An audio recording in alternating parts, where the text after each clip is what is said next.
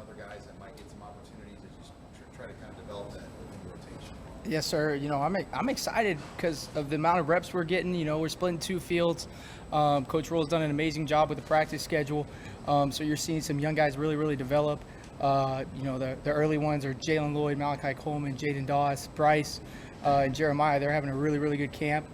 And then we're kind of seeing Alex Bullock burst onto the scene a little bit, Ty Hahn, IGC, Billy Kemp, Josh Fleeks. The guys in that room are RDV guys and guys we want to go win with. How have you seen Josh get up to speed since he was late coming to camp? We're moving him around because he's so dynamic with the football. So the mental's kind of a little bit more, but he's attacking it. He's a great competitor. That's one thing that you can always say about Josh. And he's doing a great job. He's having a good camp. He's made a few plays that you're like, whoa, so. Did Xavier's situation take you by surprise? What was your reaction? Did you see it coming? Not really. I love Xavier. Once you're a part of our family, you're a part of my family for life. He's got my number. If he ever needs anything, he can reach out to me. With all due respect, though, I kind of want to talk about the guys in that room right now. I think they deserve that with all the work they're putting in right now. Hey, Garret, how essential has Billy Kemp been for that group and just what he's added with the intangibles, the experience, and everything that he brings for you? It's easy to talk about the on-the-field stuff, but it's more impressive when you talk about the off-the-field stuff. You're talking about a guy that's in his 6th year. He's caught about 182 balls in college, and you talk about just his pre-practice habits, how much he's in there in the training room, how he fuels his body, right? He's gained about 17 pounds since he got here in December, which is just a testament to, hey, I want to change my body and be a bigger football player. And so once the young guys can see how he works off the field, I think that's the biggest part about BK. How much does he impact others on the team at that position and even other positions on the offense? On Saturday, I'm like, hey, guys are looking around for you to go make a play.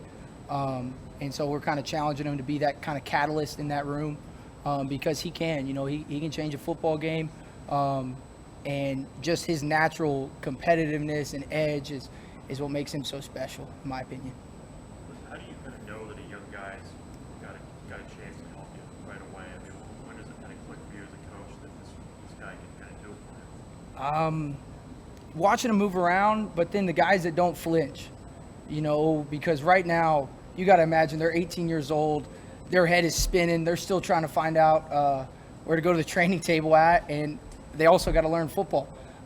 So it's a lot, but those guys that don't flinch and just kind of attack it head on, and you see the talent that they show, which got him here.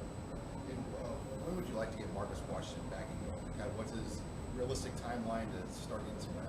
I don't know his realistic timeline. You probably have to ask Coach. I know that when he's ready to go, he's gonna pick up right where he left off in that Iowa game, and he's ready. He's gonna.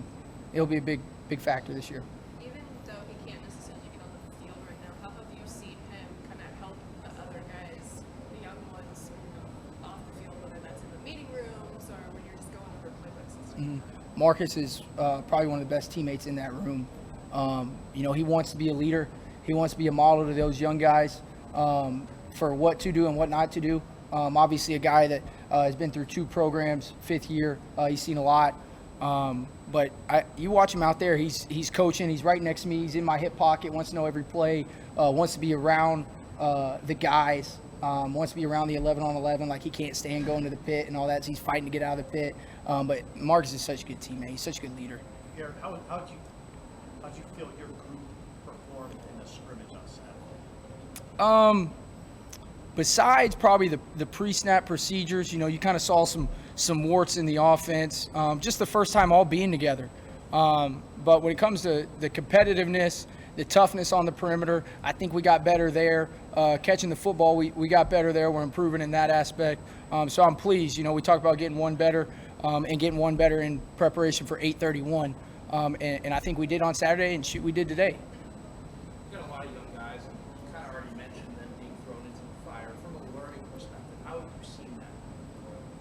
Oh, I mean, it's this offense, it could be a lot at first.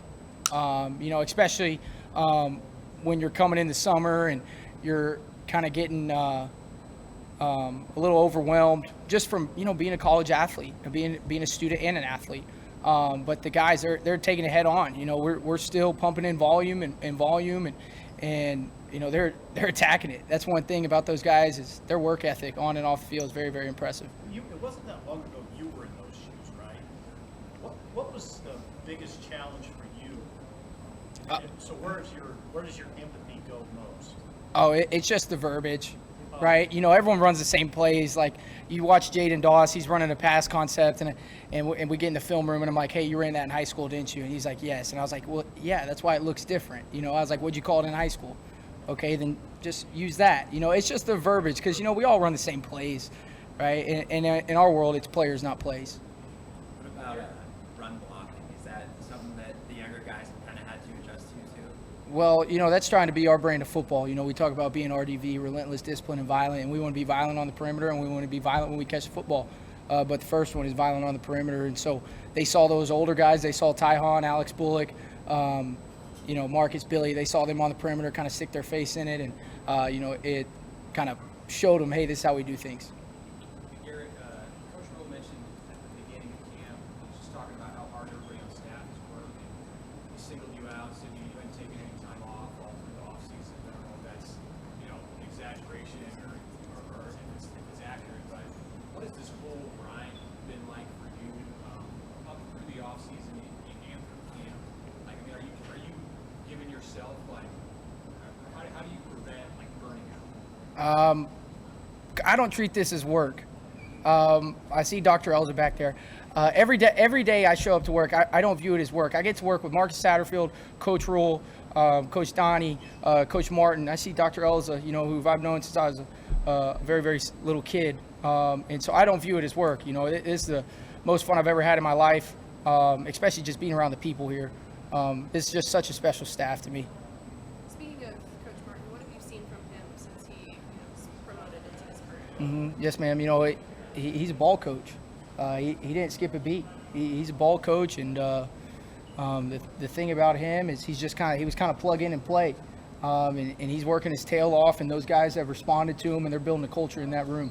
How similar are you guys? Both sons of legendary kind of Texas high school football coaches. You guys have a lot in common when you talk about life. Oh my gosh, yes. We both grew up ball boys. We grew up under the coach's desk. His family was here this past weekend, and they're some of the greatest people in the world. And so, we've become very, very good friends since being here. You said Bullock's going to come out of nowhere. What's he showing you since you've been here to kind of get them? Coming out of nowhere, probably not the right thing to say. He showed up every day, and he's busted his tail. He's just consistent. Obviously very disciplined, and he plays with the style of football that we want to play. He caught a backside dig in the scrimmage. Goes up over the middle, plays with length, and that's what we want to play with. You guys seem a little bit more refreshed today, coming back and being at home in a couple days, getting to sleep in their own beds. Right, yeah. The day off, always usually scares you as a coach, right? Because guys tend to kind of relax a little bit. But the challenge for them in this week is even though they're at home, their preparation still has to stay the same. They got to go to bed at the same hour. They need to make sure they're still getting up at the same hour. Because obviously, when you're at home, it's a lot more comfortable kind of getting a little 30 minutes extra sleep in the morning. But the challenge is, hey, go home and get back up here, get in the tubs, and recover. Week 3 of fall camp, you kind of have to keep the energy up a little bit more than maybe what you were a couple weeks ago. I don't know. The guys, and I keep saying our staff, we have so much fun here, and the guys make it fun, and we got some natural competitors. I'll tell you what, that quarterback room, they have some juice. Coach Sad obviously has an unbelievable amount of energy. They kind of, they can ramp up a practice pretty quick. Around 8:31, what do you want to get done before Minnesota as a group? I'm sorry, excuse me. What do you want to get done before August 31st? What do you think you got to progress? Honestly, if we get one better up until 8:31, I think we have 10 or 11 practices left. then we'll be right where we want to be. And then throughout the season, this isn't a sport that you can maintain. We want to get one better on Tuesday, Wednesday, and Thursday, so that Saturday it has the same intensity as a Tuesday practice for us. Back to his question, where does your energy come from? Spark.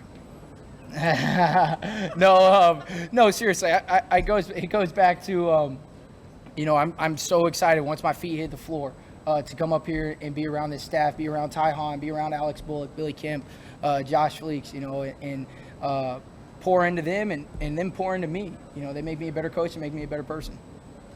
Anything else? Yeah. Alrighty. Thank y'all.